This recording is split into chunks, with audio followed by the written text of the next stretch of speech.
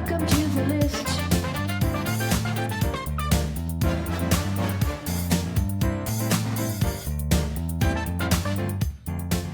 Hi, everybody, and welcome back to the List podcast. I'm Wendy. And I'm Cameron. Oh, Cameron, hello. How are you today? Doing good. Good. Yeah, we Yourself? just had it. We've actually just been chatting for the last 2 hours, and we just got to get things done, and we're going to get this podcast done today, and that's great. So today we're going to dive into a topic that's near and dear to the both of us: books, and what we read, and how we read, and what you should read, or our recommendations. So yeah, if you're new to the list, welcome. Welcome to the list. This is kind of our ultimate roundup of all the things that are important to us. As I mentioned before, the list kind of came out of many years of talking to people where we would say, hey, have you read this book? And they would go, oh, I've never even heard of it. And you go, how have you not seen this? So this is our collection of the things that are on our list, the things that are important to us, and the things that you really should probably check out. Yeah, really, really.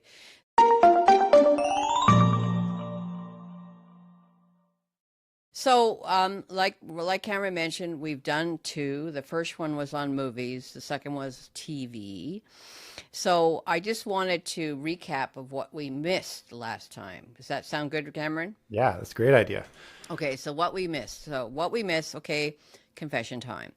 The last episode, I totally blanked out on something that was just so important to me, and I was just like, what's the word? I don't know anymore. And we were talking about movies, and I forgot to mention the brilliant and absurd and totally iconic Monty Python series.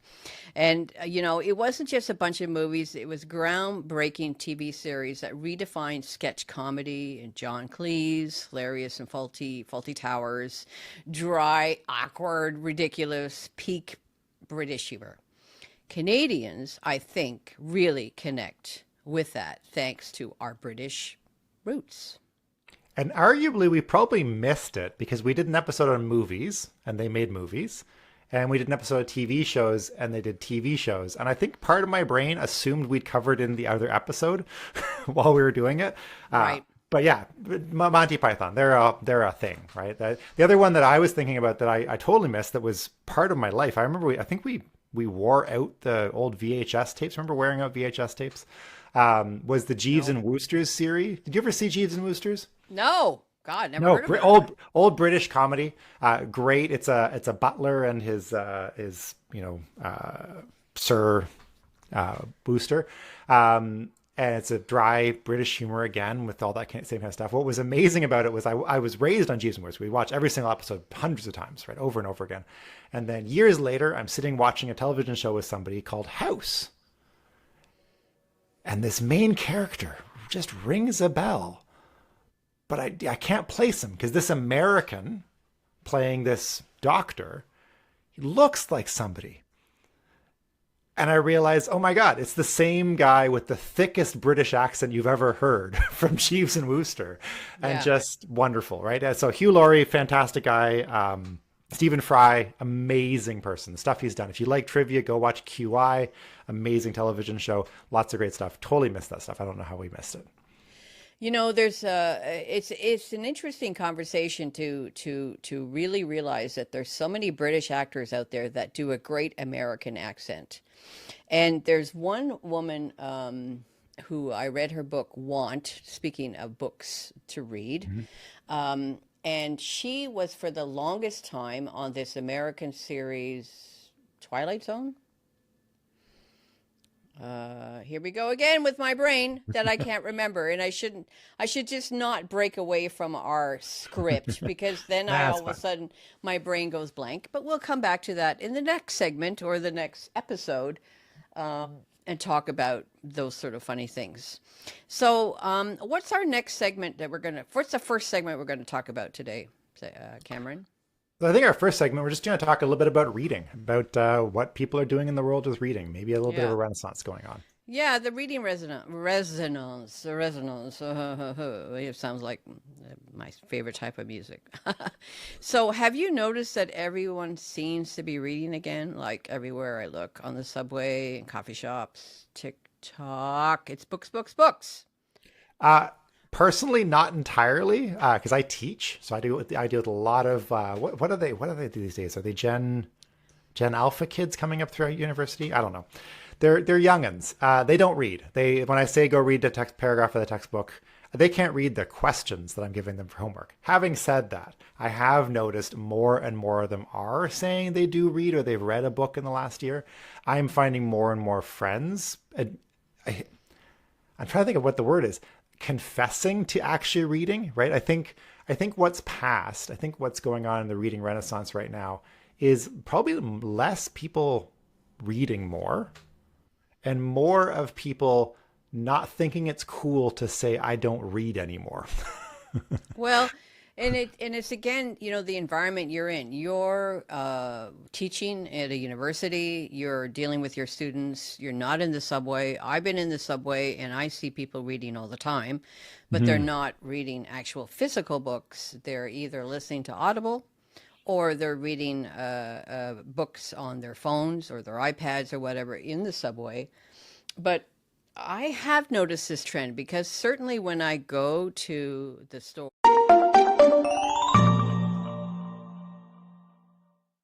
or to Indigo at the Eaton Center here in downtown Toronto, it's packed with young people. There's an entire table dedicated to book talk. So there's this whole, yeah, of course, a lot of people are on TikTok, but a lot of young people are getting their book recommendations from this book talk part of TikTok. And so there's things like Book Talk, uh, Bookstagram, and even celebrity book clubs. So I'm seeing a lot more book clubs popping up with celebrities. And you have Witherspoon, Barack Obama, but look at Oprah with her book Yep. club, and there's lots of other ones like that. Yep. As you're So talking there, I wonder if part of this too, and we're going to talk about this later. You mentioned audiobooks and ebooks and everything else. I've noticed with my students that if I ask my students, have you read a book in the last year, 2 years, 3 years? In the past, it would have been a hard no. Nope, don't read. I don't read. And I think we're going to talk about it a lot today. There is more of, I don't want to say it's acceptance, but more of a discussion of, yes, I did. I listened to a book last month. And not, no, I don't read, but I do listen to audiobooks. No, the same thing, right? Or it's I, considered reading though when you listen to an exactly, right? audiobook. Or even some, we're getting to a point now where people can be like, no, I didn't read a book, but now just say, yes, I read a book. I was reading a graphic novel the other day, or I read a website blog, or like it's all reading. I'm not saying, did you read Shakespeare? I'm So saying, are you reading? Period. Full stop. However yeah, it's coming in, right? And yeah. I think that might be what this reading renaissance is this more of an openness to this discussion of how can you read? Yes or no? Yes. Cool. What are you reading? Tell me, right? Like, don't, no judgment. No, if it's not War and Peace, it's not real reading, right? I think that might be why we're seeing more people, quote unquote, reading, because nobody ever stopped. We just stopped agreeing what reading was. And the thing is that I was at one point 2 years ago, I was taking the subway or I was working in a room of with young millennials, and I always see them walk into the office wearing their headphones. And at one point, I started asking them. I said, "Whoa, what music are you listening to?" And they said, "I'm not. I'm listening to a podcast." Oh, and then it was like, "Oh no, I'm doing an audiobook." Or it's the variations of what people are doing in their head or in their headphones Mhm. is stuff that we're not as aware of anymore. We're not physically seeing, like when you see a picture, a black and white picture, like even from the 30s or 40s, and you see a lineup of men waiting for a job, they all are holding a newspaper in front of them. They're Yeah. all reading a newspaper. Now, when you get on the subway and they're on the way to work, they're all looking at their phones. and 90% of them have headphones on. Yeah. So they may be reading, they may be listening to an podcast, they may be just scrolling on the internet. Like now, even more because the Toronto TTC finally woke up and said, "Oh, we should offer a cell service in the subways." Duh. But anyways, a lot more. Before we move on, I do want to take a 2-second rant here about the headphones thing, because as a teacher, headphones are a contentious point. People wear headphones for 2 reasons. Well, many, many reasons, but 2 key reasons. Number 1, they don't want to hear you. They don't want to hear the world. We have a very, very noisy world. And a lot of headphones have amazing technology to just make it so they can focus. It cuts out the rest of the world. It cuts out the background noise. And I know a lot of faculty who are like, if you're wearing headphones in my class, you're going to get out. I'm going to fail you, and you're the worst thing you could possibly do. Chances are, if a student has headphones in, maybe they're listening to some background music to help them focus. Maybe they just have them on pause and they're using it as a kind of attenuated hearing aid because they have hearing issues. I think there's a misconception about students and people are wearing headphones and not listening, right? You have some AirPods as well. AirPods have this amazing feature where if you were listening to music and you walk up to me and say hello, and I say hello, they pause automatically, provide a pass-through, cut out the background noise, and allow me to focus on this conversation. Pro tip for people, if I'm listening to music in my headphones and I start a conversation with you, if I take my headphones out, it's because I know this is going to be long and boring. Oh, okay. If it's important, I'll leave my headphones in. Another piece that I thought was really, really fascinating, during the pandemic, students are online. We're all over the place. School was not what it normally is. And what was amazing was at one point in time in my class, I had my students, I said, guys, I've turned the recording off. I want your honest feedback. I want to know more what it's like being a student out there. Yeah. For our tests, what are you doing that's cheating? How are you cheating in your tests?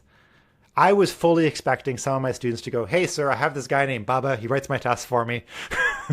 Right? And the students came to me and very sheepishly said, "Sir, I know we're not allowed to. I know, but you're asking for our honest feedback, and you said it's not going to be counted against me. But I put headphones on and listened to music during the test so I can focus." Yeah, and which is totally fine. And I felt so terrible for them because, yes, that is totally fine. But I can't allow it in my classes because if I had a room full of people with headphones, other people would look in and go, "Oh, this prof's not proctoring the test. They're not doing their job," and I could get written up for it because it's not socially acceptable to wear headphones. And I think moving forward, especially, and Wendy, you can talk more to this than I can, people are having more and more hearing issues. Hearing has been a problem for centuries, and suddenly you can go to an over-the-counter option to get hearing aids that are affordable and deal with hearing loss before it's a problem, right? If you have chronic hearing loss, you can go get hearing aids. If you can't quite hear very well, today you have options. Yes, and the other important thing is DEI, DEI, DEI, diversity, inclusion, acceptance. People also wear headphones in order to help them concentrate. Exactly. And I concentrate the best when it's complete silence. If I'm in a room with 30 other students and there's all sorts of noise around me, I need those headphones on that are noise canceling headphones to turn off all sounds to distract me. But if I'm feeling like, I just need to relax and put on some music, or I need to relax and listen to a podcast and just block out the world, that requires headphones as well.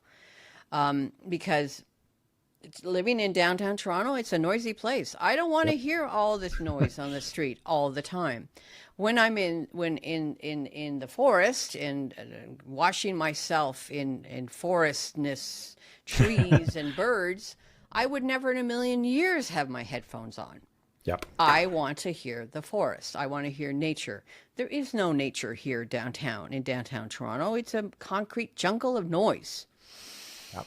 So we'll come back to that for sure, because you made me think about something, but we'll come back to that. Anyway, back to the books. You're talking about the book renaissance, huge thing. And I think a lot of people back to my point about the pandemic and my first students, I think a lot of my students did have more time. They had more quietness. They had more space to have a way to connect with a book and read. So I think that's partly what we're seeing here.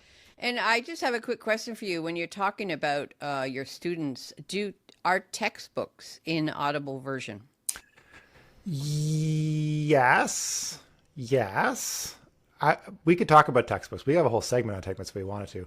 I have many thoughts on textbooks. The main argument I would have against an Audible textbook, I don't know when you were last in school, Wendy, but textbooks are the driest, most boring, useless things that anybody has ever written. So why anybody would want to find an easier way to read them is beyond me. Again, disabilities. No, but I wish that there were Audible textbooks when I was in university, because no, I disagree. Have done way better. I would have done. Yeah, but what? I have dyslexia. No. I want to clarify this, because most students very quickly realize that none of the textbook readings are actually important. Nobody needs to do them. And so, yes, making a better way to access the textbooks, I am totally on board with that. But most students very quickly realize that if you don't do the textbook readings, nothing bad happens. And on that, I was going to say, because you make me laugh a little bit here. Every semester, I get a student. I teach at a college, and so we get a lot of mature students. Students are coming back for second careers. What do you teach? Math and stats. For our listeners who don't know what you teach. I teach math and stats, dry subject for many people. I make them fun, I think. Anyway, I get a lot of mature students who are considerably older than me, sometimes even older than you, Wendy. So they are older. And what I find adorable about them is they come to me and they tell me, "Sir, every class, I do all the textbook readings. I do read all the links. I see all the information. And then when I come to class, it enriches my understanding of this material. Why don't you talk more about the textbook and force the students to read the textbook like me before the class?"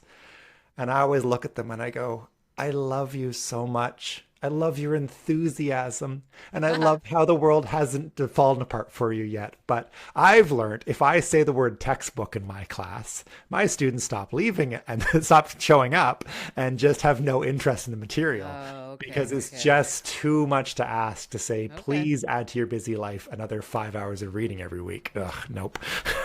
Okay. All right. But, let's get on to our next segment. Yes. So our relationship with books.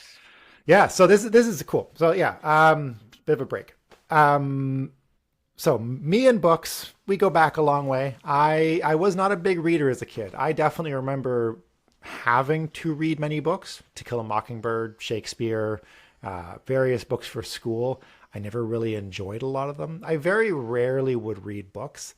I know part of that, probably not related, but I had a friend I grew up with who would read, I kid you not, War and Peace in an afternoon. I don't know how. They would have these massive books, and you'd go, "Hey, what are you reading?" "Oh, I'm reading this book." "Cool, you're just starting." And then a couple hours they go, "That was a great book." And you'd look at them and go, "Wait, what?" And they would devour books, right? We go away for a weekend camping and they'd bring 12 books. And I'd be like, "I haven't read 12 books in my life so far." And Saturday afternoon, they go, "I should have brought more books." Okay. Just unbelievable. So my relationship with books was not great. I had a couple books I liked. I'll talk about them later. Pivotal book for me that changed how I changed my relationship with books, and I will. This is in my list later. Was The Hitchhiker's Guide to the Galaxy. I remember getting it. Honestly, I can't remember where I got it from now. But I got it, and for a number of different reasons, I was traveling on a bus over a weekend, very busy, just kind of sit around and shut. It was one of those hurry up and wait kind of weekends. And I blitzed the whole thing, all 5 parts in a weekend. Huge book, 72 hours, done. And it made me think. I was thinking, like, this was a good book. I really wanted to keep reading it. Probably one of the first books I can really remember that I thought, like, I'll just read one more chapter, just one more chapter, just a little bit more, right? And that made me really kind of change my relationship with books. And then years ago, probably at least a decade ago, I brought a book camping, and it kind of changed again, where I kind of went, yeah, I need quiet, I need focus, I need books. Because up until then, I've always had, 1 or 2 books on the go I'd read a book a year maybe, but in the last couple of years, it's really changed, and I'll talk Yeah. about that more. Yeah. Well, What about you, the Blaine? fantasy part, taking you off to another world, I totally get that now. And the thing is that what I was going to talk about is that reading is something that is just began 3 years ago for me, and we've talked about this in the past. But I just want to picture this: little me, little Wendy in grade 5, proudly running the Scholastic Book Club like it was my own personal publishing empire. I strutted into class. I handed out those glossy book catalogs like golden tickets and watched my classmates who were circling their wish lists. And a few weeks later, bam, a magical box of books would land in our classroom. And this was in Don Mills at Karen Road Public School. And let me tell you, it was like a Christmas level excitement. I'd crack open that box, inhale the glorious smell of new books, and I still secretly, when I go to Indigo at the Eaton Center, I smell a book. I don't know what it is about the book smell, but I love it. And then you play fairy. You hand them out, each title, like I was Oprah. You get a book, and you get a book, and you get a book.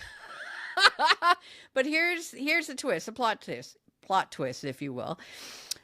I couldn't actually read any of these books. I undiagnosed with dyslexia. So this is 1968. I was in grade 5. I had dyslexia, and nobody knew it, and I didn't know it. So while everyone else is diving into their adventures and mysteries, I was on the sidelines, frustrated and secretly heartbroken. I wanted to read so badly, but the words just wouldn't make sense to me. So what did I do instead? I escaped into the wild and wacky world of comics and Mad Magazine and Archie comics, all sorts of comics. Yeah, Mad Magazine. I had, I don't know why, but I think my parents actually bought me a subscription to Mad Magazine because I had the first Mad Magazine. And I I think I got saw, yours. I don't know where I got mine from either. so, Spy versus Spy, the magical fold-in back covers, all that kind of stuff. It was so much fun. And so, like I mentioned, fast forward through childhood and adulthood, and reading was still something I just couldn't do. And just 3 years ago, cue dramatic music, and you're going to put dramatic music in, Cameron. I discovered audiobooks, woohoo, and changed everything. And suddenly books were accessible to me. I could experience the stories, the knowledge, and music and magic finally. And I've been making up for lost time ever since. It's been absolutely life-changing. So yeah, to the shout out to little Wendy, the book club boss who couldn't read the books, but I never gave up on the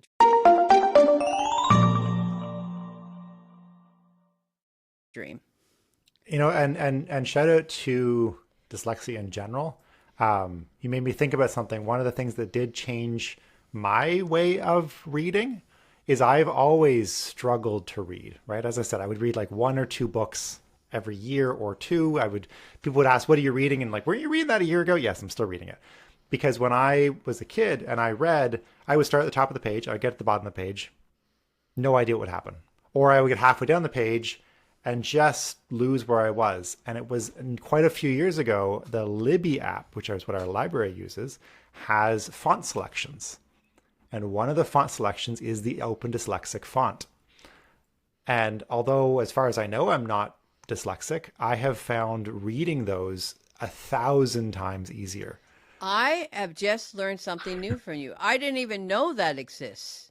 The Open Dyslexia font? Yes, and there's a lot of research on how this font works. I don't know how it works, but it sure works for me. I gotta check this out. I can read a book and it keeps you focused and it keeps you on the words. And and it's one of those things I remember when I found it probably about a decade ago, and it's still not easy.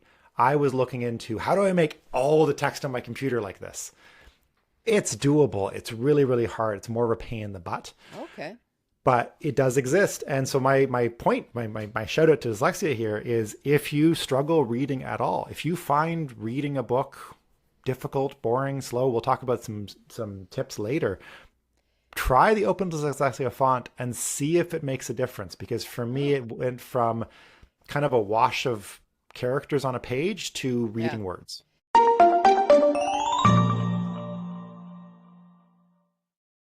Interesting. Yeah. So that's takes us to our next section, tips on reading more. Yeah. So here's some top 10 top reading hacks that we came up with. Use audiobooks. But now this Open Dyslexia font, which is great. Yeah. I pair audio with Kindle at the same time. And even the words stick more when you're listening and reading at the same time. Yep. That I find really, really helps with reading. Highlighting key ideas, especially for nonfiction. So I have books that I have read on my Kindle, and I highlight them in the Kindle. And physical books, I also use a highlighter. And even though I'm not in school, I can highlight all I want in my books. I own the books. It's no problem. But it might sort of remind you of, oh, you're not in school. Why are you highlighting things in your book? Well, because I think it's important to look back at the book and say, I wanted to highlight this because I want to remember this. Listening to books while you're doing your chores, your dishes, you're going for a walk, you name it. And then choosing books narrated by the author, like Barbara Streisand or Michelle Obama. Yeah, I can't recommend that enough. I've got so many ideas going on here. Those are amazing ideas, though. To your point, audiobooks, they're a huge thing. For me, audiobooks are a way to help get through a book if it's difficult. I'll talk about that a little bit. The Kindle, I regularly read books that I need to read for various reasons, right? I read Dare to Lead a couple of years ago, which was important. I really wanted to learn more about leadership and all this kind of stuff. And so I paired it with that audiobook so you can kind of go back and forth. Because as you know, Wendy, the number of times in an audiobook, especially when it's got technical content of some sort, and they go, and on page 43, we have this diagram, and you go, well, that's dead to me. So it is nice to have that piece. But yeah, I cannot stress enough. If you have tried audiobooks before and don't particularly like them, try some narrated by the author. Not only is it literally in their voice, but often they will add more to the book, and they will kind of go, well, I want to add this little anecdote. It's not in the book, but we'll talk about it anyway. So those are huge. My own personal kind of addendum to that list is things like replacing doom scrolling or any kind of social media with a chapter. If you've got a book, I highly recommend picking books with short chapters. There's a lot of really good books out there with like almost paragraph level chapters. And at least for me, and I don't know, you call it gamification, call it what you want. If I can say, I just got to read this one paragraph and then I can go back to doom scrolling or whatever else I want to do in my life, it can really help just break up your day and kind of go, oh, I read a chapter. That wasn't so hard. Maybe I could do it again. What is doom scrolling? Just sitting on social media, just scrolling forever and ever and ever. Okay. Yes. Yeah, and so, because recently, and I just wanted to mention that, I just was listening to a wonderful podcast between Chelsea Handler and Mel Robbins. And they were talking about what you call doom scrolling. Mm-hmm. That Mel Robbins was saying that a person on average nowadays, or young people or in general, if you have more time than you think, are spending 6 hours a day doom scrolling. Sounds about right. 6 hours a day on social media. Here, and that's what I'm saying. There 15 minutes. In bed at night when you go to bed, how long are you on? Like, I got rid of my TikTok app completely. Good on you. I was scrolling for over 2 hours on TikTok. Yeah. It's like, this is a total waste of time. What am I doing? So now I'm reading. That's what I'm saying. This is what I find with a chapter. If you got to pick the right book. There's been books I've read recently where and you probably know this kind of book. You're reading the book and you think, I really should go to work, or I really should get out of bed, or I really should go do something. So you kind of go, where does the chapter end? And you start flicking and go, is this whole book one chapter? Like where is it? I can't. Yeah. Well, that's right? why I highlight stuff too. Exactly. So maybe don't pick those books. Over time, you'll learn to like just leave it off the top of the page if you can. But if you can, pick a book with short chapters, and then you can have this moment where if you scroll on social media for half an hour, nothing happens, right? Nope. Whereas I typically will open social media, catch up on the 2 or 3 people that I follow and want to learn what's going on in their lives. And then I hit, okay, well, that's the end of that. Before I keep scrolling, let me just go read one chapter, clear my head, and then, I'm going to go for a walk instead. So that's another one. On that note, don't worry about what you're reading, right? No judgment here, right? There's the old trope where people would be holding up a Shakespeare book and you kind of reach out for their shoulder and they've got another magazine on the inside. If you want to read graphic novels, go for it. If you want to read Harry Potter in your 60s, go for it. They're good books. Go read them. Just read something. It's, at least for me, it's a sense of accomplishment when I've got a new story. But then on top of that, you can get exposed to new ideas and new things that you can actually look at. And they're real pieces. And I had to think about what I mentioned before, the book Want, and I can't remember the name of the author. But growing up, there were some great articles in Playboy, Playgirl magazines. There was I've heard some great reading there too, right? That's also the joke, right? I only get it for the stories, right? The works. That's just for the stories. So so if you don't like a book, put it down. Life's too short, right? Exactly, right? Like, and that is really empowering when you get a book from somebody and they say you should read this, and you get 3 chapters in, or even 1 chapter, and you're going, really, I don't like this. And if they say, oh, no, but it's really, really good, you got to get to 2nd chapter, give it the 2nd chapter, but then stop reading it. And that's why I say track your pages, not your books. We're going to talk about tracking apps later, but track the quantity of reading, not necessarily the quality, right? Quality is not that important. You can work up to quality, but I know, as I said, I did not read for a good chunk of my childhood because I didn't think I was reading the right books and I wasn't reading the right things. Once you get past the quality piece, then you can start looking at, the quantity piece, then you can start looking at the quality piece.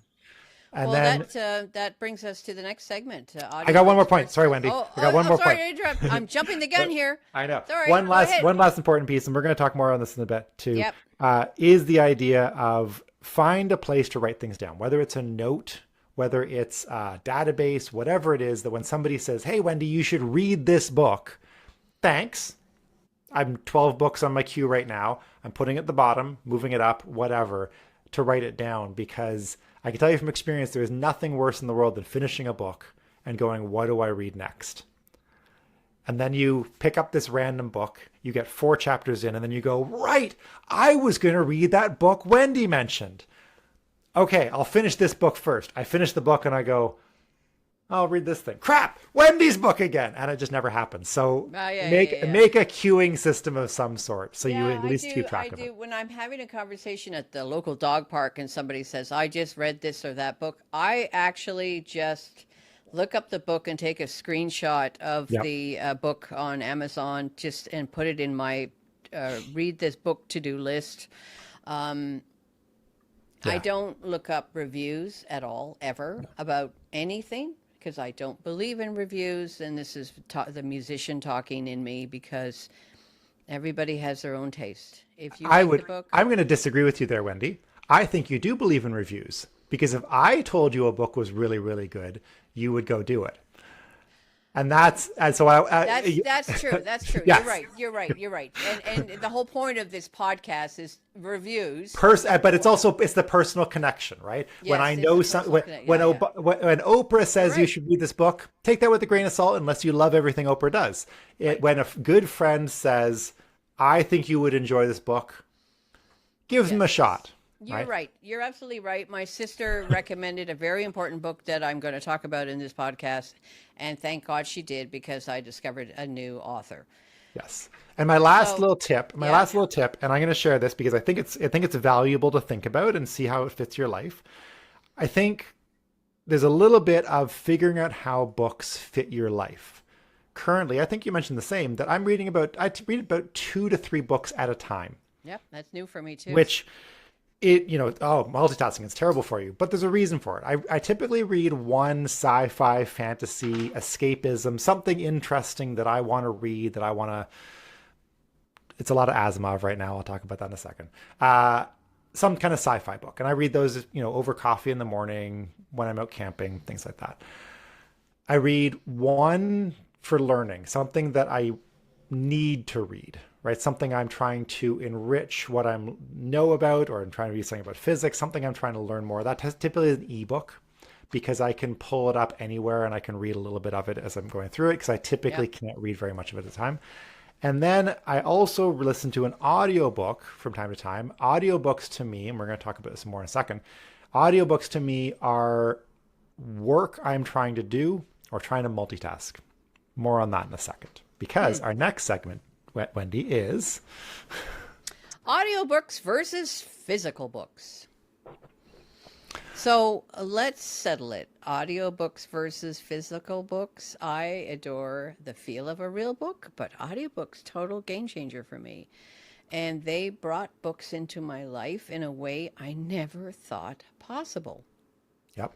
And I like both. As I said, I kind of got back into books through physical books. Audiobooks have opened a new door for me. So what I typically will use audiobooks for is I use books for multitasking. 2 places I do this is, one, I play video games from time to time.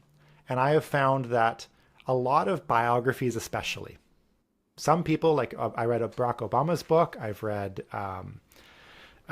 Steve Jobs, things like this. I find their biographies fascinating. I find biographies absolutely fascinating. However, humans are boring. Every so often you'll be listening about this enterprise they're building and the trials and problems they have, and then they go on for 2 chapters about going for lunch with this one person who is inconsequential as far as I can tell. And I kind of just like, whoa, I got to read this. And it's really, really hard to get through it on a physical book. And you kind of think, can I just skip this chapter? You totally can, totally allowed. But if I'm playing a video game, I can kind of phase out for a little bit. And then when they come back to something I want interesting in, I can come back in. I've also started doing this hiking, which is bizarre, I'm aware. But when you're out on your own, hiking for 10, 15 kilometers, sometimes you just need a little bit of companionship, and listening to somebody talk through their life, I find fascinating. So it works for me. So I have found that really good. And then also I found audiobooks. As I said, I read Dare to Lead a while ago by Brene Brown. Really fascinating concepts and theories. I've also read Dale Carnegie's How to Influence Friends, How to Win Friends and Influence Others. I'm going to get the title wrong. And both of those books I found very difficult to get through, but having the audiobook along with a physical book, I could have the 2 of them kind of force my way through it. Right. Well, we're just going to take a small break right now, Yes, little break, and we will be right back. Sounds good.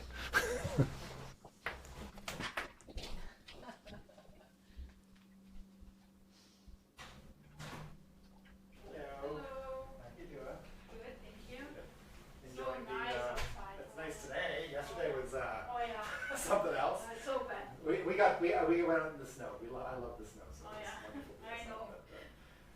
And then it rained forever. Yeah. Yes.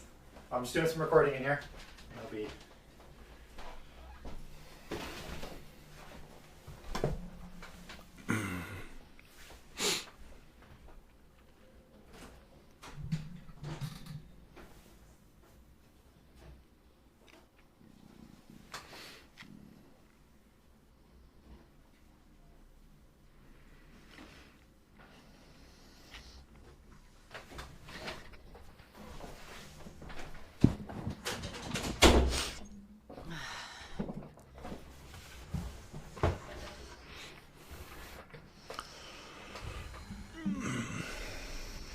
All better. And Perfect. We're back. Welcome back, everybody. The magic of editing. The magic of editing, yeah. And you were talking about audiobooks that you listen at twice the speed. I don't tend to, I tend to listen to, so yeah, back to audiobooks. Where was I?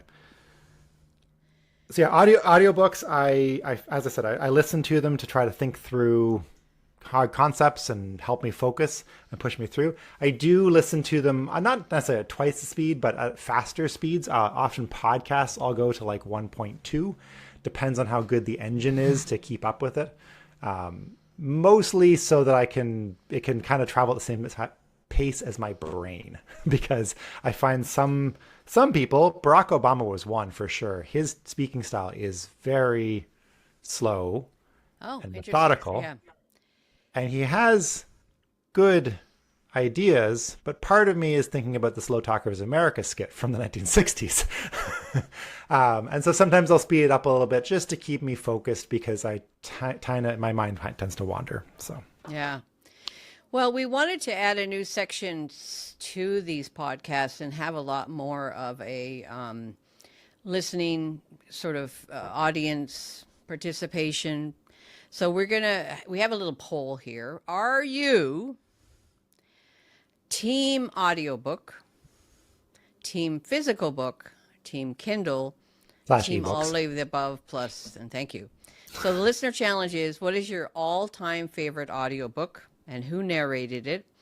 And leave us a message on Instagram, DM us, or a voice message, or whatever you like, that we might feature in our next episode. That'd be great. Yes. Yeah. All right. So what's the next segment?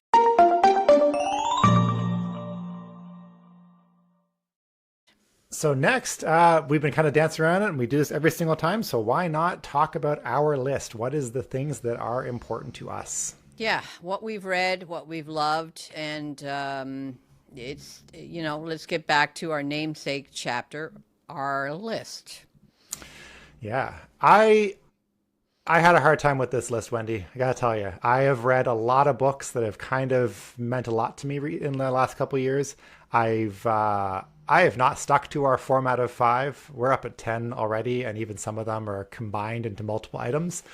But yeah, there's a lot. I'm going to start with something big, and then I'll kind of rapid fire through some of these things. My first thing I got to start with is Isaac Asimov, and specifically the Robot series. Isaac Asimov has written a few books, like over 700. So if you're planning on reading them all, knock yourself out. I am going to try. Wow. How many of these books have you read? Probably about 30 or 40 so far. There's a lot. Holy smokes. Yeah. And it's just, there's just so much in there. It's pivotal. Isaac Asimov is the creator of the 3 laws of robotics, the idea of a positronic brain, a whole host of ideas to do with robots. The whole robot series, I think, is 15 or 16 books. There's the Foundation series, which is the core kind of 3 books, and it extends in both directions. It is a whole world building, amazing thing. I was super lucky to really get introduced the whole robot series through a book called The Naked Sun, which I read in 2020, which if you've read the book, you realize this is a big deal, because in the book, The Naked Sun, I'm not going to do any spoilers, but I'm just going to give you a basic premise. A lot of the book is about the idea between seeing and viewing somebody, right? Wendy, you and I are viewing each other right now. Maybe sometime soon we'll have some board games and some coffee, and we'll actually see each other. Reading a book debating and discussing this topic in 2020 as the pandemic lockdown stuck us all in our houses and we could only view people. Oh boy, did it change my world. This was the beginning for me into the Isaac Asimov robot series and the Foundation series. I could go on forever. It is a fascinating world of understanding and thinking about robots. And then you realize this guy started writing this stuff in 1940. Wow. There is a book, which I highly recommend if you want to just have a brief little insight into this world. He wrote a short story called The Feeling of Power, about a future where maybe humans could also do computation. He wrote this book in 1958. This is a guy who went, hey, look, computers. Imagine if computers took over the world. We'd had far off in the future. We'd forgotten how computers even work. And then humans remember things. just incredible foresight. You read it now and you think, oh, this is a cool sci-fi book. But then you realize the context and the place he wrote it in is just amazing. Feeling of Power is available through the Internet Archive and the Gutenberg Project, so it is kind of open source-ish. I don't know how much his publishers like that, but it is. If you like any of these, if you want to read more about it, I will talk for days about Asimov. I think it's fantastic. It is a whole rabbit hole. I'm speechless because I've never ever heard of this, but I'm very intrigued. Like you said, when you know a person and have a relationship with a person and you're friends with this person and they recommend a book, you're like, okay, I'm going to try that. Oprah, not necessarily. Well, and you know, Heather's picks at Indigo, not necessarily, but I am going to add that to my list, the Feeling of Power. And you know this world too, right? This is the world of Isaac Asimov and what are the other big authors from back then? Off the top of my tongue, I'm totally blanking here. All right. Well, come back to it and tell us your second book. 1 sec. I'm just going to look this up because it's important. Okay. Ray Bradbury, Arthur C. Clarke, Heinlein, Frank Herbert, Philip K. Dick. It's that whole H.G. Wells, Jules Verne. This is the same group of people. Isaac Asimov was part of the later group. There's other people before that. These are kind of like the big sci-fi writers, and they wrote amazing stuff. Cool. I'm pretty confident most people have seen a movie. I, Robot was a movie years ago. We'll talk more about those in the future. Anyway, moving on. Other books. That was a lot. I could talk about that. Yeah. We should have I'll have a whole episode someday on Asimov. Well, no one will listen, but anyway. No, exactly. Who cares? Not my problem. This is the podcast for us. Yes. Let me go through the rest of my books. So my second book, big one, was The Martian by Andy Weir. This was originally self-published on his blog and then just kind of blew up, became a movie, a best-selling book, and all this kind of stuff. I read The Martian kind of out of like, hey, this seems to be a big hype. People seem to be excited about this. I'll read it. I read it. I thought, I kind of like this. I poked around. He also wrote Artemis and possibly one of my favorite books of all time, Project Hail Mary. Andy Weir, if you're listening, please write more books. I love his style. I love the way he writes. I love the character. It feels like you're actually there and you're talking to real people and it's not just written. It feels like a real account. That was amazing. A book that's really special to me recently is a book called I Am Legion, I Am Bob by Dennis E. Taylor. It is kind of a hidden gem, and I stumbled onto it. Kind of a sad story. I had a friend die recently, which was really difficult. And a couple months after that, I was looking through my reading list, trying to find a book to read again. And I noticed I had a recommendation from this same book in the list. And I thought, you know what? I should probably read this book. Would have been nice if I talked to him about it, but better now than never. And so I read it, and it really hit home because it's all about AI and struggles with world society and cultures and all this kind of stuff, but also about dying. Spoiler, the main character dies in the first chapter. Oh dear. Okay. And there's multiple books on this. It is a hidden gem. It's one of these books that if you read reviews on it, everybody says, all the pieces of this book are out there. We all know these pieces and nobody's put them together in this way. It is an incredible book. I highly recommend it. It is, and again, the title is just wonderful. I Am Legion, I Am Bob. Huh. Interesting. Another important book to me. I started my journey on reading. My dad originally gave me the first Guy Gavriel Kay book. I'm going to probably butcher the title, Tigana. It's a Canadian writer. Fantastic world building. These books are, I would argue, even an inspiration. I would love to know the history here. Very similar to the Game of Thrones style writing, where you travel, you have one chapter with one character, and then another chapter with a totally different, unrelated character, and another chapter with another, different time and place. And then over the book, you start realizing these worlds are kind of overlapping in weird and wonderful ways, and just amazing world builder. Fantastic series of books. Tigana was my kind of introduction to that. I've mentioned Hitchhiker's Guide to the Galaxy before. This was kind of my launch into readings. If you haven't read Hitchhiker's Guide to the Galaxy, you have to read this. Wendy, I've told you this 100 times. Well, I actually started reading the book. I got about halfway, and then I put it down because I kind of got bored. That is totally fair. That is totally fair because Hitchhiker's Guide is one of these books where it is a trilogy in 5 parts, as they say on the title, which, yes, I'm aware that's not how trilogies work. Douglas Adams, I recently read his biography, which was just phenomenal reading through his stuff. But The Hitchhiker's Guide, the first book, has the key points, but none of it makes sense until you've read all 5. There's this famous story with Douglas Adams in, I think it's the 3rd book. There's a bowl of petunias. That's it. And the publisher said, this is ridiculous. It doesn't contribute to the storyline. Take it out. It's a whole chapter that does nothing. The publisher said, this is useless. Take it out. And Douglas said, no. So they left it in. And 4 books later, it's the whole point of the book series. Oh, okay. And just a wonderful writer. So if you've heard of the number 42 coming up anywhere useful, if you've ever asked what the meaning of life, the universe, and everything is, Hitchhiker's Guide has all your answers.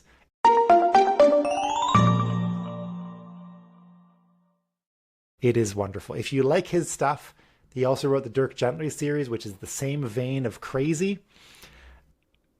It's amazing. Mm-hmm. A couple more recommendations. Tao of Pooh, or Tao of Pooh, by Benjamin Hoff. I'm not a traditionally religious person. Never really connected there, but I do have something. And I found Taoism is the closest thing to me. It speaks to me. It feels right. There's a famous line in the book, or a famous line from Winnie the Pooh, where Winnie the Pooh goes into a forest and we're lost. And it's like, no, we're here. Right. And it's this idea I think the title of the book is cute, and yes, it's very interesting. Like you pick it up and you're like, what? And it's all about this connection between religion and Winnie the Pooh, and Taoism, which is very much a Winnie the Pooh approach to life. Right? Taoism, which is a very much Winnie the Pooh approach to life. Things happen. Yeah. World goes on. You do what you can. It's great. I love it. I've read it. I've actually, one of the few books I've probably read twice. Couple quick mentions. I mentioned before biographies. I find biographies fascinating, listening to other people. The one that got me into was Finding My Virginity by Richard Branson. He is a interesting person. And reading his biography and where he got to where he did, you always hear about these multi-billionaires and rich people and what did they do to get there? Spoiler, it's a lot of illegal stuff. But the risks they took, the adventures they took, and just seeing into somebody's life, it's really fascinating. Again, highly recommend audiobooks for these kind of things. I read it as a physical book, but it took a lot out of me to read through it. Really good biographies. I have a long list of science and math and stats books, which I'm sure nobody wants to hear. If you're interested, I have a list. But my 2 excellent recommendations to get into science and math books are The Data Detective by Tim Harford. It is almost, I tell my students, it's almost an essential read right now. And I do walk them through the book during my stats class, because The Data Detective is how to read data in our modern world and make it useful, right? How to be critical, how to think about all of that research you read on TikTok while sitting on the toilet. It's fantastic. And Humble Pie is a wonderful book. Matt Parker from Numberphile fame. Wonderful idea into how the world works and how the kind of world messes up. And if you're interested in math at all, it is kind of fascinating. If, however, books are not your thing, I'm going to put one last recommendation in here, and that is the What If blog. It's written by Randall Monroe. He's also written it out as a really nice book. But the What If blog is something he came up with years ago to go on top of his comic, XKCD, where people would ask questions. And as a former rocket scientist, literally, he goes through the math and the science of a thing. So somebody asked, could you deliver a pizza on a bird? And he went through the science and physics of how you would do such a thing. What would happen if the moon exploded? He goes through the science and math of how that would unfold over time. It is a wonderful blog. If you're interested in science and math, I highly recommend checking it out. Well, wow.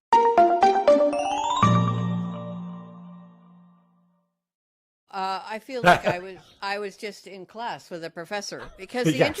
interesting thing about this particular topic that we're talking about, books, as compared to movies or TV shows, is that the books that you just recommended just gave a much more insight into who you are, Cameron, what you like, and how your mind is working.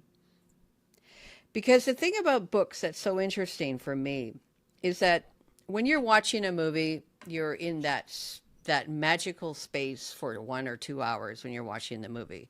When you're watching a TV series, you're in a magical space for 1 hour, 45 minutes, or whatever the thing is.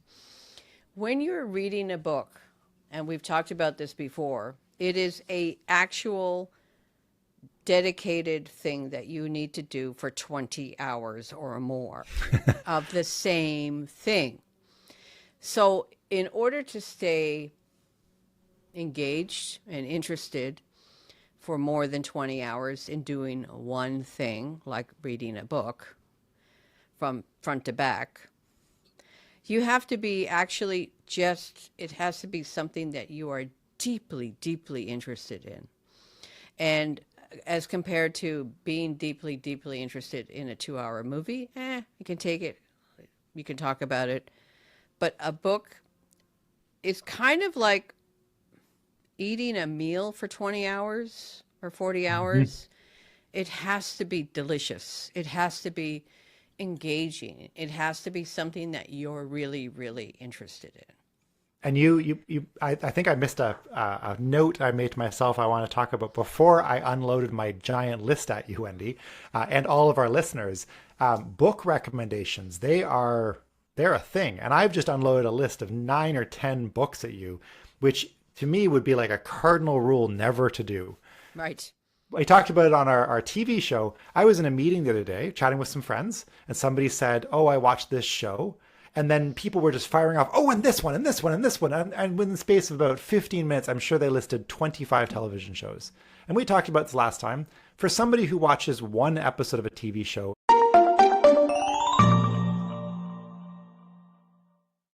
maybe a week, getting 20 recommendations, I just phased out, tuned everything out. Yeah.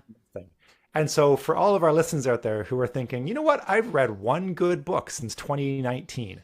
And suddenly Cameron comes along and goes, here's 9 books you have to read immediately. Dude, shut up. Yeah, I totally hear you. Right? No, And so hopefully one of these books spoke to you. Hopefully not all the books spoke to you. I did put them in the order that are most powerful and most important to me. But yeah, book recommendations in general. You would never walk up to somebody and say, hey, here's 12 books I think you should read. Yet we do listen to people like Oprah, or we walk into an Indigo store that it says Heather's Picks, and you go over and pick it, or you go to the book talk table and pick it because somebody on TikTok suggested that you need to read it. It takes a big dedication in your life to read a book because there's so many things get distracted. It's a multimedia, multi-distraction lifestyle right now, and that we are so easily distracted. That famous cartoon Ice Age, where the squirrel is chasing after I love that. acorn. Or, I go for a walk with my dog and I just see squirrel, and she goes running that direction. Squirrel, she runs that direction. So that's what our life is like right now. Yeah. And that's where books are different. It makes me think books are very different in the sense that they're a commitment, which is different from other places, right? So with books, if you give me another book to read, it goes on the bottom of my list of 40 books I want to read the next year. Yeah. Never going to happen. On the flip side, things like podcasts, for instance, me getting a new podcast recommendation, I have currently at the number of podcasts such that I can get through them in about a week or so and keep caught up to my weekly podcasts. Right. So adding a new podcast means I must get rid of something else. Right. And I think this is similar to books, right? If somebody says you should read this book, does it come all the way up in the queue? Do you put down your current book? Where does it come up, right? Well, maybe if you're at that point where you just finished a book and then you heard Wendy or Cameron talk about this or that book.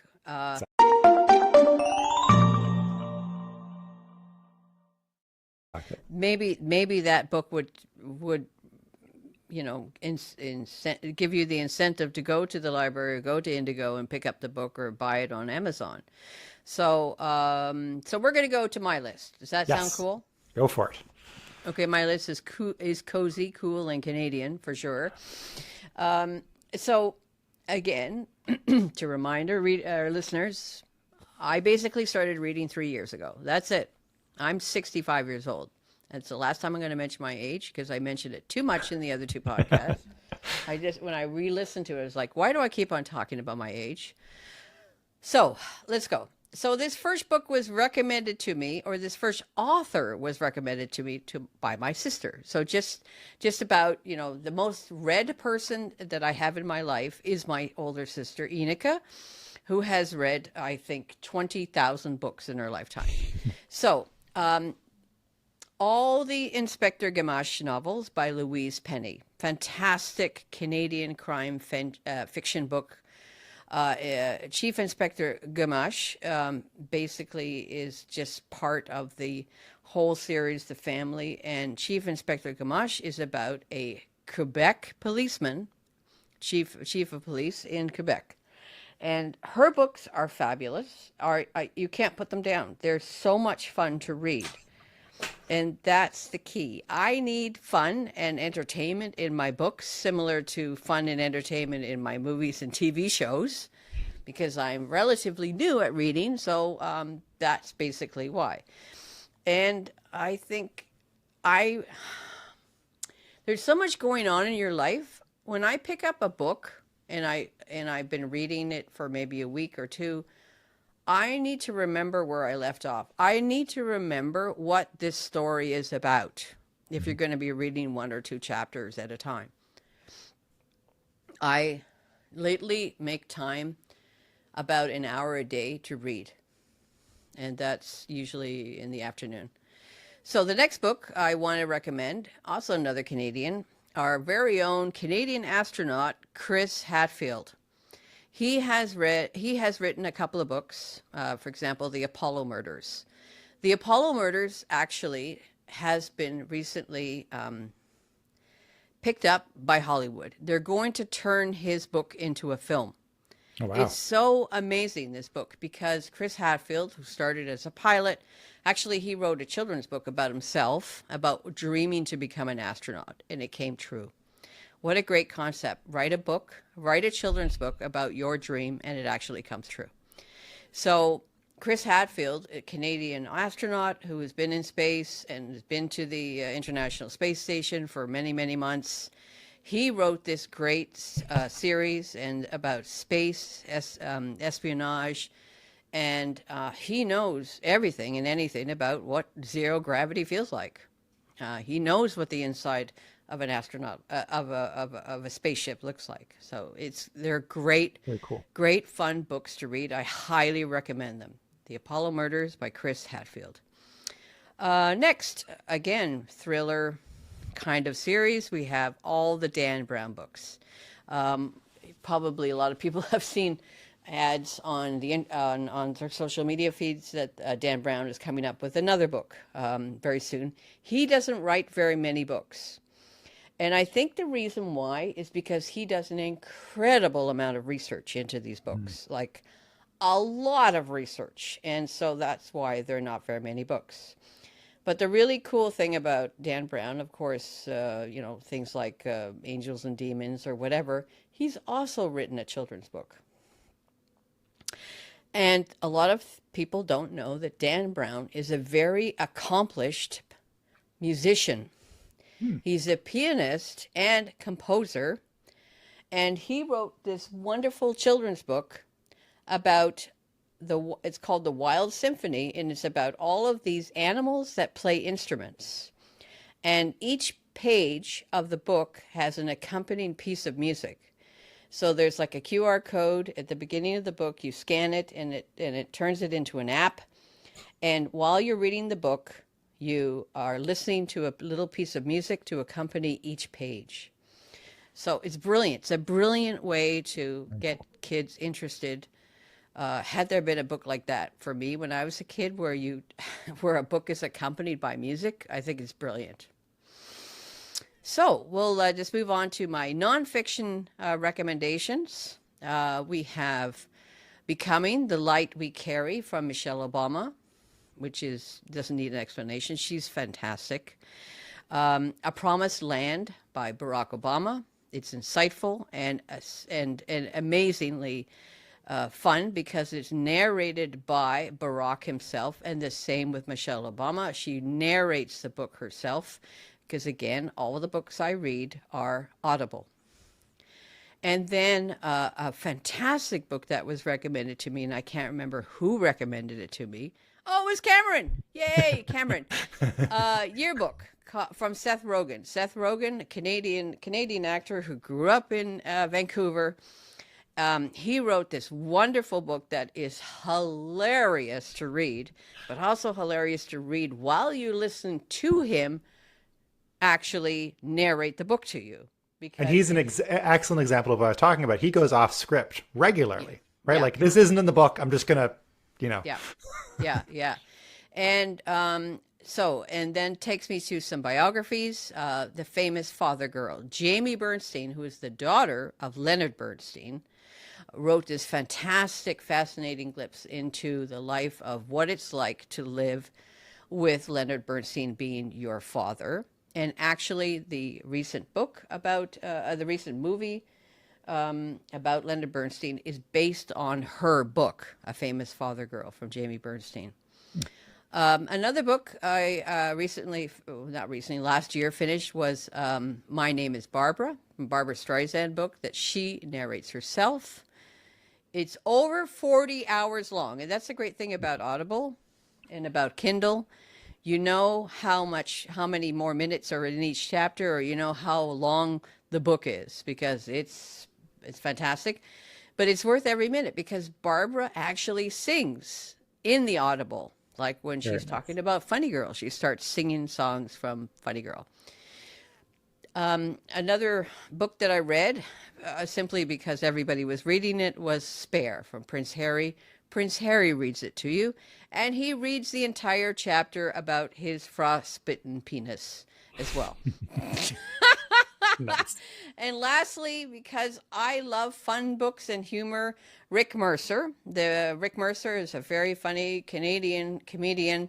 He's had his own television show on CBC. He's originally from Newfoundland. He's hilarious, and he's our national treasure. So Rick Mercer, all of his books, great. Very cool. You made me think of something this list is just making me think of so many interesting and fascinating things. The Seth Rogen book, like that. Yeah. Great book. I read that hiking through France last year. But your first book made me remember something that maybe you've possibly missed out a little bit on. And I'm not sure if it's a good thing or a bad thing. But when it comes to sci-fi and fantasy books, one of the things that I find as a reader very difficult is talking to other people. Because you'll read a book and then somebody will say, "Oh, what do you think about this character?" And you'll go, "They're not in the book." And then they'll open the book and they'll point to a word and you'll go, "That is not what was going on in my head." Because when I read a fantasy book, one of two things happens. Either I pronounce it, and I've noticed certain words. For instance, I mentioned Tigana, which again, I'm not even sure I'm pronouncing it right. When I was pronouncing in my head reading it, I think there was like there was something else. There was another word going on in my head. But then some complex names, especially the ones with like weird serifs and everything else, I have noticed I will read the word, but I am one of those people that I hear things in my head when I'm reading. But the name doesn't make any sound. It just is as a visual placeholder. And I know who that character is, but I've never said that name out loud. And so when you were saying Inspector Gamache, I was thinking, is that right? Is there a right? Does it matter? Because when you read fantasy books, often they will make up words. And if you're not listening to the audiobook, you have no idea of knowing which way it was. I remember a good example of this, talking about books. My dad used to read Tintin to me as a kid. and then they had a Tintin television story. And I can tell you for a fact, their voices are wrong. That's hilarious. Well, and the interesting thing in her most recent, Louise Penny's recent book, The Gray Wolf, I think it's called, she, right at the beginning of the audiobook, she announced that she has a new narrator that she hired who is quite a famous Quebec actor. And this Quebec actor was able to pronounce all of the French words in the book properly. Wonderful. In the Quebecan way. So I only know him as an Inspector Gamache because that's the way they say it in the book. Exactly. In the Audible version. I mean, yeah. Gamache is maybe when I would see the just say it myself. But again, when I read, I do not hear the words in my head. Like you just mentioned, you hear the words in your head. I don't. And talking about like right or wrong, there is a town in the United States, I'm trying to think of the exact name of it, called Versailles. It's written exactly the same way as the town in France called Versailles, but it is called Versailles. Oh, and it's just like, and so and it's just localized, right? There's the movie K-Pax, right? We talked about movies a while ago, but I'll bring it up. In the movie K-Pax, halfway through the movie, they look at a map and they go, there it is. He's in that town, Guelph. And I pause and I zoom in on the thing. Yeah, that does say Guelph. So that's the butchering names, like names of cities and but it's interesting when it comes country of Canada, Mississauga. it's interesting to talk when you're reading books and you're on your own, you're reading through your book, whether you have a dialogue in your head or you don't. There's a moment where somebody says, "Did you read that book with this character?" And you suddenly go, "I've never heard it said that way." Yeah. That is never, even titles that you kind of go, oh, that's not what I was thinking in my head. So I was just thinking about that when you're talking that, like, if you're reading a book, you can very easily read a whole series and not know what the main character is actually called. Nope. Because it is not important when you're reading the book on your own. So. I guess not. So that brings us to the last part of this section, our listener shout out. So what about you? What are you reading right now? So let us know. And, what's your latest page turner, audiobook obsession, graphic novel crush? We might feature you in our next episode. Mm-hmm. So what are you reading, Wendy? Let's start there. Let's start with what we're actually reading. Wendy, what are you reading right now?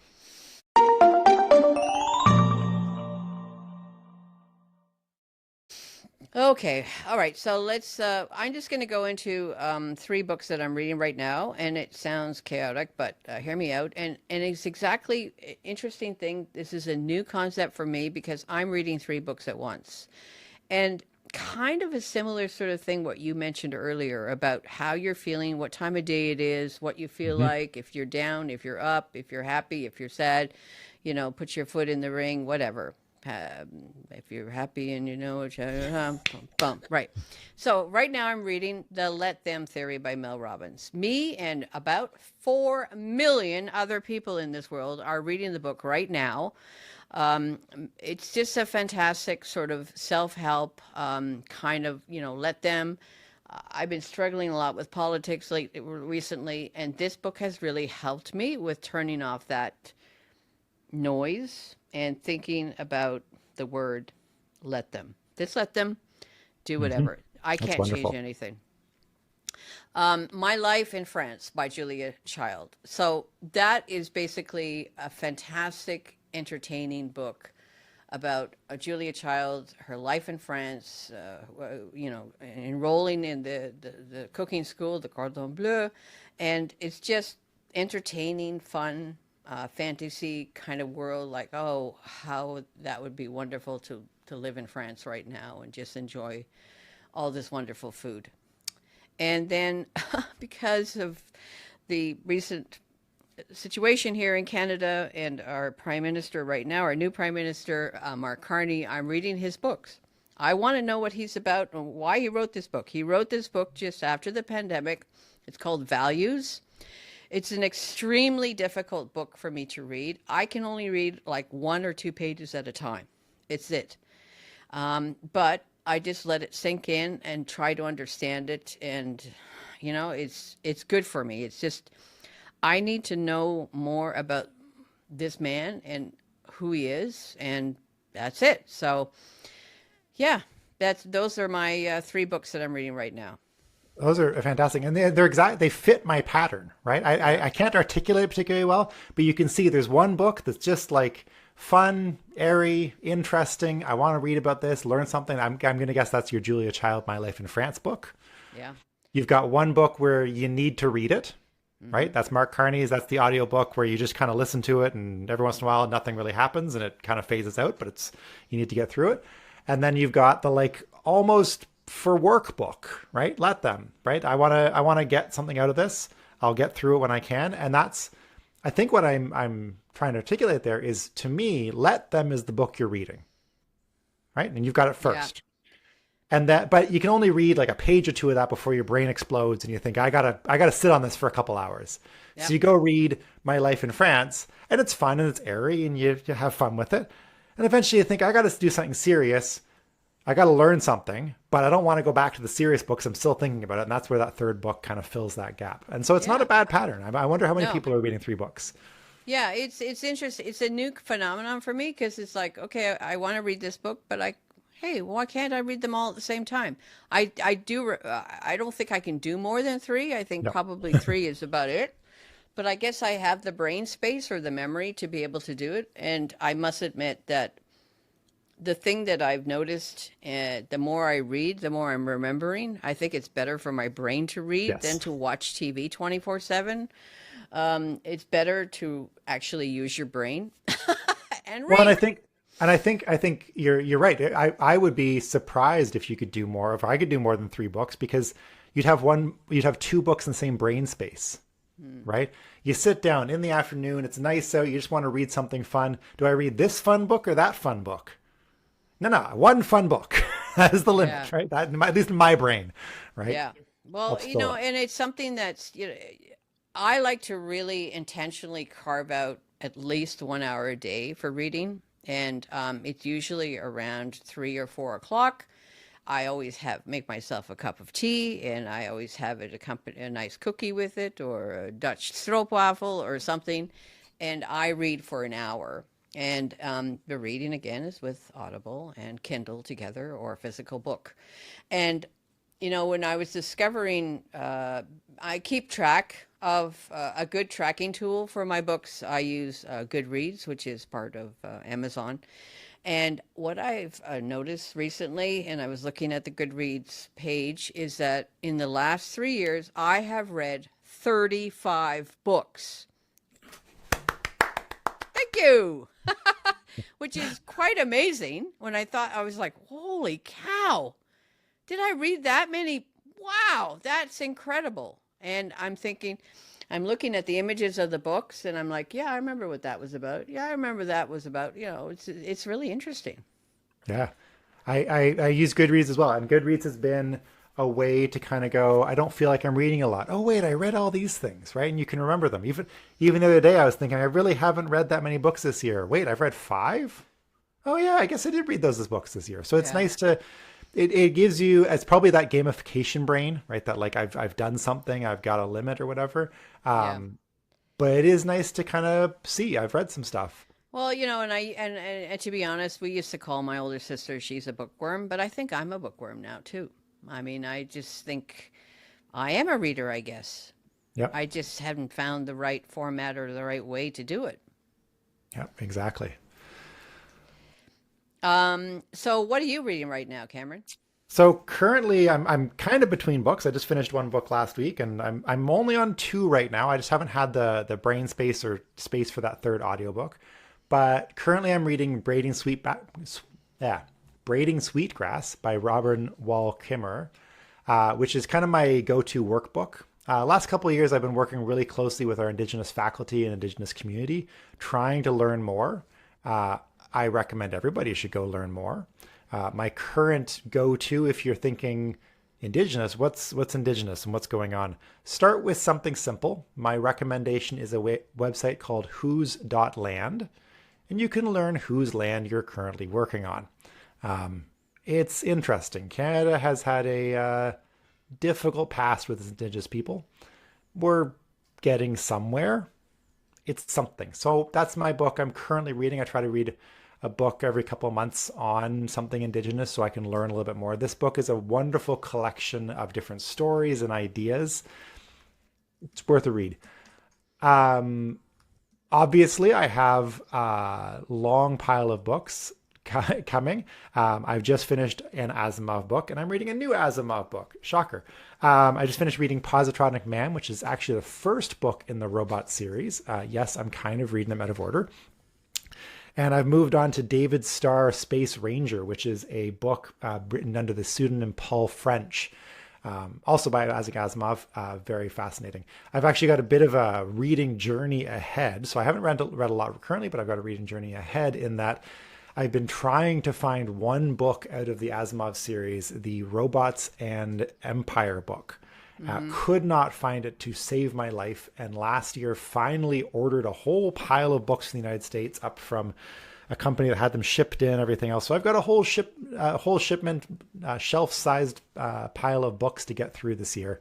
And more recommendations coming every day. But that is what I'm reading right now. That's amazing. And I had to think about this for a moment because I was like, wait a minute, when you're talking about Indigenous, because, 50 years ago, people were not reading books or thinking about the Indigenous peoples, and certainly not reading books about Indigenous peoples. And I recently, I don't know where I heard about it, but the premier of Manitoba, he's written a couple of books, Wab Kinew. Yep. And again, this is like I just Googled right now, Premier of Ontario, Mr. Canoe, Canoe. I'm like, why is nothing coming up? And then all of a sudden I see it's Kinew,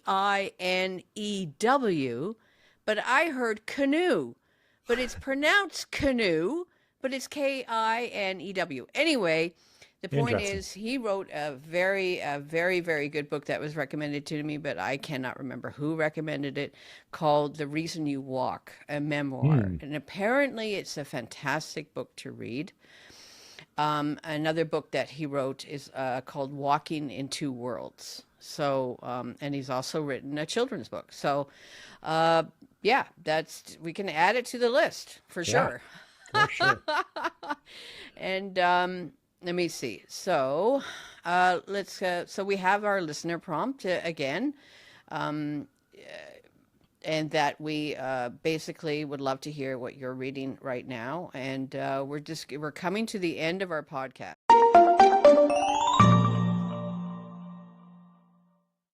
So, final thoughts for today would be what, Cameron? Go read something. That would be my final thoughts. Go read something. I can't recommend it enough. Yeah. I think books are a difficult topic for the list because, our purpose with the list is, oh my God, how have you made it this far? How have you not done or seen or whatever? Yeah. Books are a big commitment though.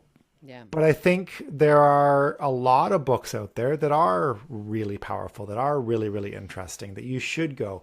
And so find the right time, find the right space to have a friend and say, hey, you need to go read this book. This one's important, or this one's important, because they are really, really important. There's some really, really good books out there that do mean a lot. Having said that, I think books more than other mediums. We talked about this last time on TV shows and on movies as well. Books more than anything, when you start realizing why you love a book, you start to realize, oh, right, I was living away from home. I picked this book up. It really spoke to me at that time.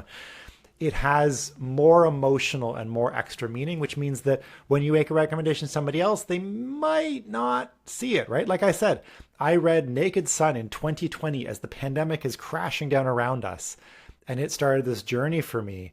Yeah. I'm not sure if anybody else is going to see it. I would argue the books themselves are amazing and there's a lot in there, but you're not going to see it the same way, right? I get it. And I see, and especially now with, the amounts of multimedia that we have around us, amount of distraction that we have around us, and going back to our roots. And I'm always like looking back at period films or period shows. If we think something like Downton Abbey or Bridgerton or any of the classic movies where you see all of a sudden a person sitting quietly in their library with a candle reading a book. Mm-hmm. And that kind of picture of this, like this sort of simple thing. We didn't have TV. They didn't have radio in the 17th, 18th century. They had books. They had a way to escape to a fantasy place. And the interesting and wonderful thing about books is that you can create your own fantasy image in your head while you're reading the books. You can't do that when you're watching a TV show, and you cannot do that while you're watching a film, because the fantasy is already there as an image in front of you. Whereas when you're reading a book, it's your own image in your head, and it's your own fantasy, which is a great, entertaining thing to happen if you're really engaged in the book. Not if it's a dry, boring book about Canadian economics from like Mark Carney's book.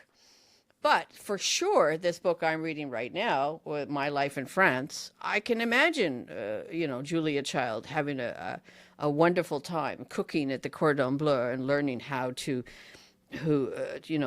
prepare lobster or whatever. It's a great escapism. And so that's... And this is why I think our next episode has to be combining all of these into one. Right. What books became movies, TV shows? Because I can think right off the top of my head, Asimov is one of these ones that doesn't always hit the mark. There are some that are really, really good. And it's that question of like, how is the book written? Whether it's escapism, whether it's trying to paint a picture, how does this go together? Does it work? Yes. Some did, some clearly don't. Well, and that's the interesting thing, because about, I don't know how long ago, 5 years ago or 6 years ago, I went to visit a friend in LA, and I went for a tour to Warner Brothers Studio. Oh, cool. And Warner Brothers, of course, was the movie company behind all the Harry Potter films. And there's a whole part of this tour where you look at all the stuff that were featured in the Harry Potter films. And what blew me away was from the floor to the ceiling of the scripts for one movie. Yep. So the adaptation script, I can't remember what it's called. There's a word for this. When a person writes the script for a movie, it's called a The script, not an adaptation? The movie script adaptation, whatever. Yeah. So there's like from the floor to the ceiling of the different versions of this book that are adapted for a film. Mm-hmm. So it's not one book, it's 300 books that are like full books that are written. Because this Let Them theory, which I'm reading right now from Mel Robbins, she wrote the book 11 times before it went to get published. Right. Entire manuscript was written 11 times. So that's how much work can go into a book, or that's how much work can go into adapting a script to turn it into a movie. Exactly. I'm looking forward to that. It's going to be great. It's going to be good. Yeah. So this has been great. Thanks, everybody, for joining us today. And again, if you want to find us, we're on Instagram, and Talk the List is our Instagram handle, and all the social medias. Yeah. Yeah, it's been fantastic. Thank you so much, Cameron, and have a great day and enjoy your book reading, everybody. Go grab a good book and have a good read. Yeah. Okay. Bye-bye for now. Bye for now. Well,